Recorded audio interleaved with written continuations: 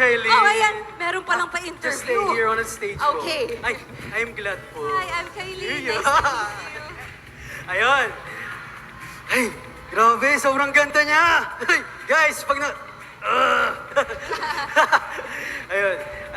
I want to send you a massive congratulations po for the success of Shining Inheritance. Thank you so much. Pero, ma'am, stay here lang po kayo dito. Stay put lang. Kasi may gustong bumisita sa'yo. May gustong bumisita. Guys, sino sa tingin niyo ang gusto bumisita? Parang alam ko, nagbabasketball siya.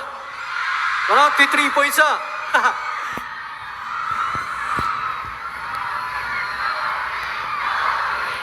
Alright. Kakaloka. Hindi na natin patatagalin pa, Miss Kaylin.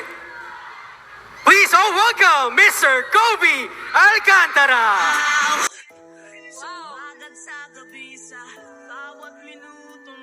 Ordinary song to a special guy like you from a simple. Wow! Nahanap kita.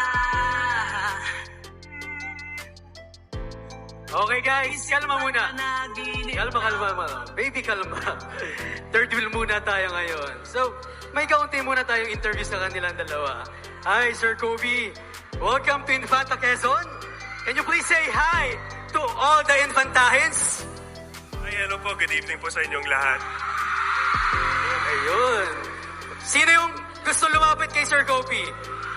Excuse me po kayo, Ma'am Kaylin. Hi. Pero bago yan, Sir Kobe, Miss Kaylin, meron po ba kayong mensahe para sa isa't isa? Wow! Pwede mensahe na lang para kay Vice. Ayun. Oo, kasi sige po. Vice, grabe, ang sarap nung lunch at breakfast and yung dinner namin kanina. So maraming salamat po for taking care of us. And ikaw, may pa-surprise ka pala. Kala mo naman talaga. How Ayun about na. you, Sir Kobe? May mensahe po ba kayo sa ating Vice Mayor? Kay Vice po, gusto ko lang magsabi ng happy birthday. Salamat sa namin. Welcome dito. And salamat din sa mga tao po. Ayan guys, palakpakan naman natin Mr. Kobe Paras together with Miss Kaylin Alcantara.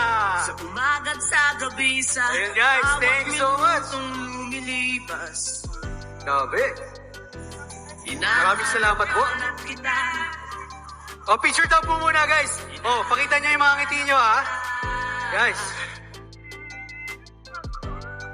Sa isip at panaginip, bawat pagpihit na Guys, kite! Kahit di kita. 3, 2, 1, smile! sa umaga't sa gabi sa bawat minutong lumilipas.